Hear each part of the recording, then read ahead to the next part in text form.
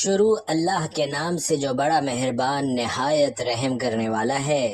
فجر کی نماز کے بعد یہ سورت 3 بار پڑھ لیا کرو، جوان بیٹے کو کامیاب دیکھ کر دنیا بھی حیران ہو جائے گی۔ محترم ناظرین، ویسے تو یہ عمل سب کے لیے ہے، لیکن خاص طور پر یہ عمل اگر مائیں کریں تو ان کے جوان اولاد کی کامیابی انشاءاللہ جلد مقدر ہو جائے گی۔ سورۃ الکوثر اور الحمدللہ رب العالمین کا یہ وظیفہ پڑھتے ہی گھر میں اتنا پیسہ آئے گا کہ ہر رشتہ دار آپ کے آگے پیچھے گھومے گا، ایک دن میں کروڑوں ملیں گے انشاءاللہ۔ آج ایک ایسا دولت کا خاص وظیفہ آپ کے حوالے کروں گا، یہ وظیفہ اتنا تیز ہے کہ 2 منٹ میں اثر کر جائے گا۔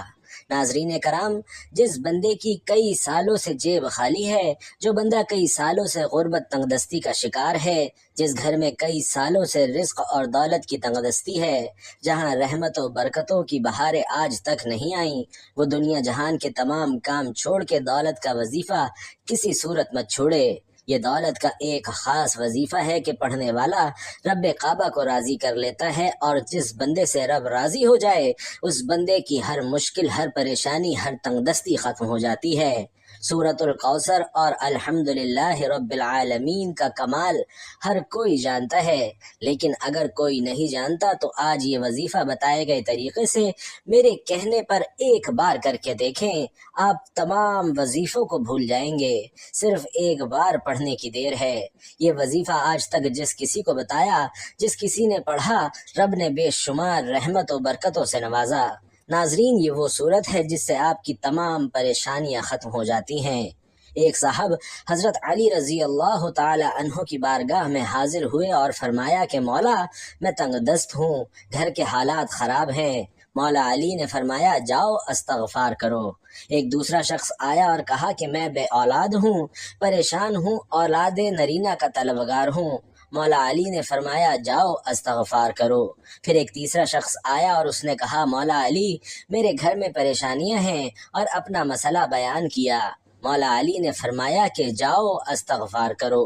وہ تینوں شخص چلے گئے تو پاس بیٹھے ایک بندے نے مولا علی سے پوچھا کہ مولا، آپ کے پاس 3 بندے آئے، تینوں نے اپنے مختلف مسائل پیش کیے اور آپ نے تینوں کو ہی استغفار کا ذکر بتایا، کیوں؟ تو مولا علی نے فرمایا کہ آج ہماری تباہی اور بربادی کی سب سے بڑی وجہ ہمارے گناہ ہیں۔ اگر کسی کا رزق تنگ ہے تو وہ توبہ کرے، اگر پریشانیاں کسی کی جان نہیں چھوڑ رہی تو وہ توبہ کرے، اگر کسی پر آزمائش ہے تو وہ توبہ کرے، کسی کے گھر فاقے ہیں، غربت ہے تو وہ توبہ کرے۔ توبہ کا ذکر، استغفار رب کو راضی کر لیتا ہے، رب کو منا لیتا ہے، اور جس بندے سے رب راضی ہو جاتا ہے پھر اسے مانگنا نہیں پڑتا، اسے غیبی خزانوں سے عطا کیا جاتا ہے۔ حضرت علی نے فرمایا کہ جب کبھی آپ پر مشکل وقت آ جائے تو استغفار کرو، اور بعض اوقات انسان واقعی جانے انجانے میں کوئی ایسا گناہ، کوئی ایسی بات، کوئی ایسا عمل کر جاتا ہے کہ بندہ رب کی پکڑ میں آ جاتا ہے، اور جب بندہ رب کی پکڑ میں آ جائے تو پھر دنیا کے کوئی جادو جنات، کوئی وظیفے اعمال، کوئی بھی عمل آپ کا فائدہ مند نہیں رہتا۔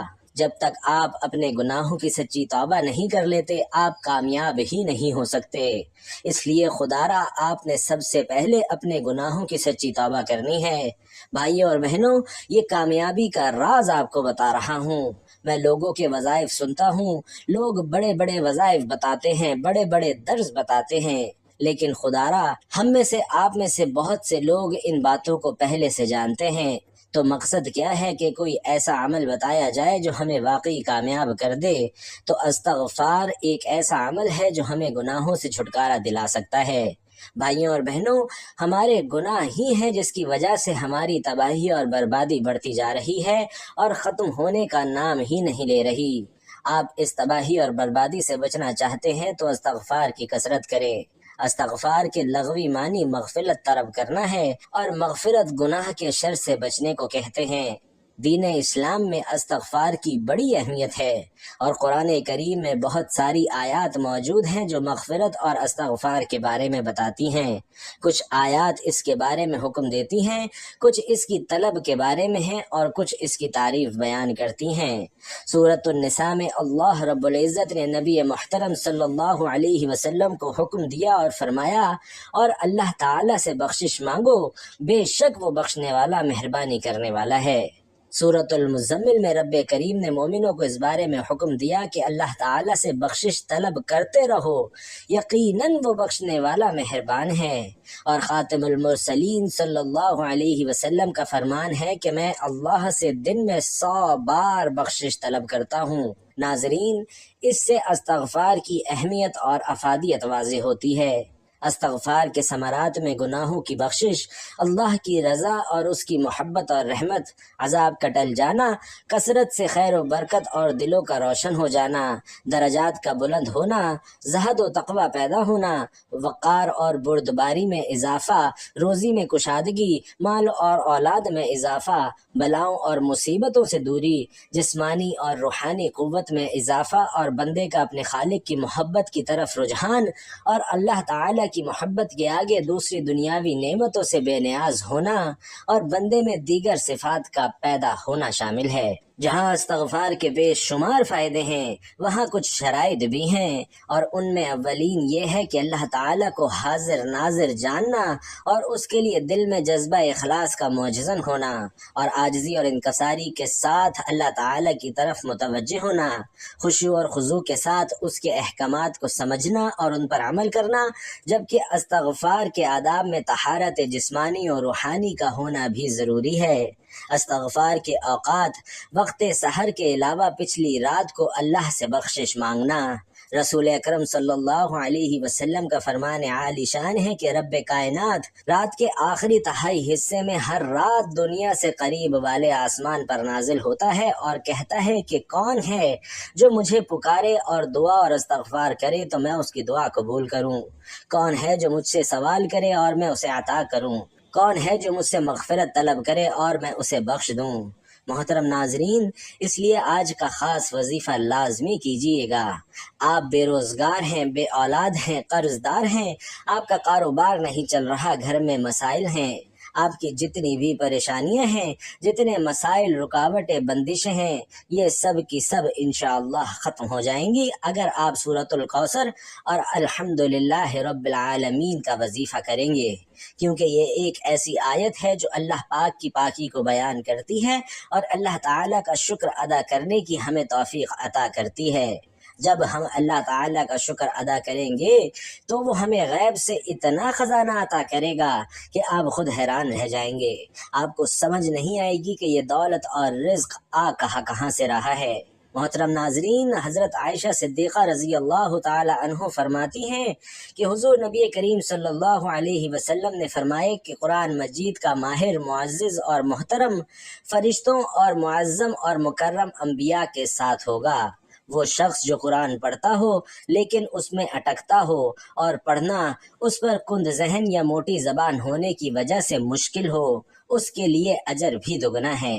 ایک دوسری روایت میں ہے کہ وہ شخص جو قرآن پڑھتا ہے حالانکہ یہ پڑھنا اس کے لیے سخت مشکل ہے، اس کے لیے 2 اجر ہیں۔ بھائیوں اور بہنوں، حضرت سعد بن ابی وقاص رضی اللہ تعالی عنہ روایت کرتے ہیں کہ رسول اللہ صلی اللہ علیہ وسلم نے فرمایا کہ تم میں سے بہترین لوگ وہ ہیں جو قرآن مجید سیکھیں اور سکھائیں۔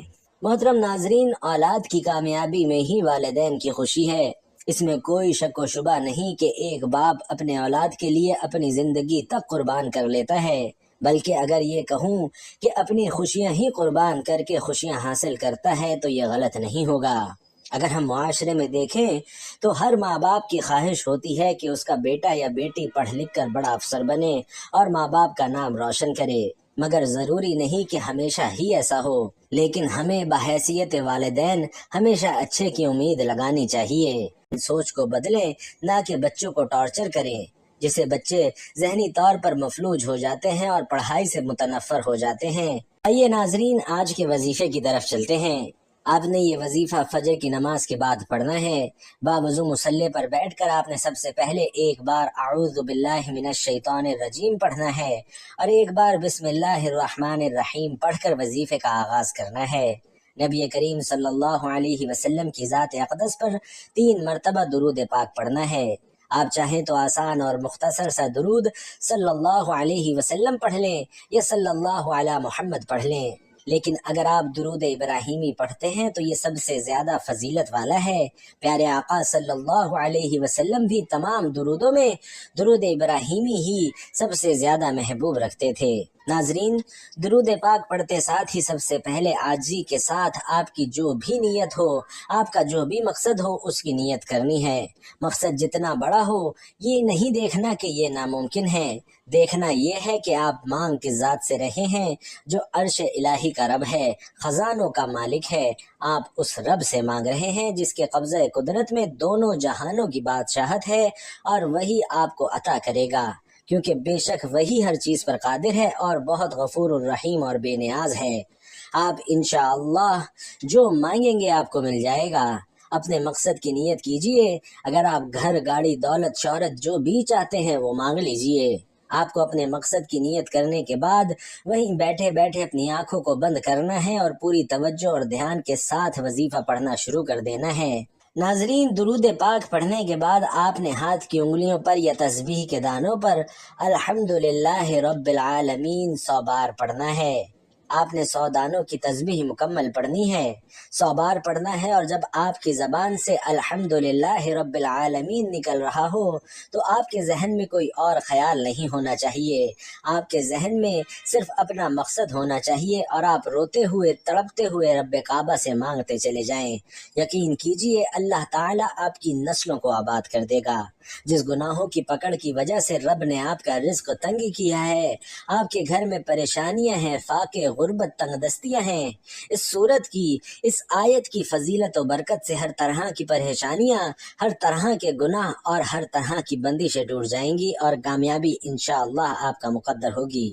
100 دانوں کی ایک تسبیح پڑھنے کے بعد اب دوسرے نمبر پر جو وظیفہ آپ نے کرنا ہے وہ رب کے 2 ناموں کا وظیفہ ہے، اور وہ نام ہے یا رزاقو یا فتاحو۔ ناظرین، 11 بار آپ نے یا رزاقو یا فتاحو کا وظیفہ پڑھنا ہے۔ یا رزاقو یا فتاحو ملا کر پڑھیں گے تو 1 شمار ہوگا، اور اس طرح آپ نے 11 بار مکمل کرنا ہے۔ یا رزاقو مطلب اے رزق دینے والی ذات، اے مشکلوں پر قابو پانے والی ذات، اے کامیابی دینے والی ذات۔ یا رزاقو یا فتاحو کو پکارنے کی دیر ہے، عرش الہی سے فرشتے زمین پر اتریں گے اور آپ کے لیے کامیابیاں چھوڑ جائیں گے۔ یعنی ناظرین، نبی پاک صلی اللہ علیہ وسلم پر درود پاک پڑھنے کے بعد پہلے نمبر پر الحمدللہ رب العالمین کا وظیفہ 100 بار پڑھنا ہے، اور پھر دوسرے نمبر پر یا رزاقو یا فتاحو کا وظیفہ آپ نے 11 بار پڑھنا ہے۔ اب تیسرے نمبر پر جو آخری وظیفہ آپ نے پڑھنا ہے وہ سورۃ الکوثر کا وظیفہ ہے۔ آپ نے سورۃ الکوثر صرف اور صرف 3 بار پڑھنی ہے، اور 3 بار سورۃ الکوثر پڑھ کر آپ کا وظیفہ مکمل ہو جائے گا۔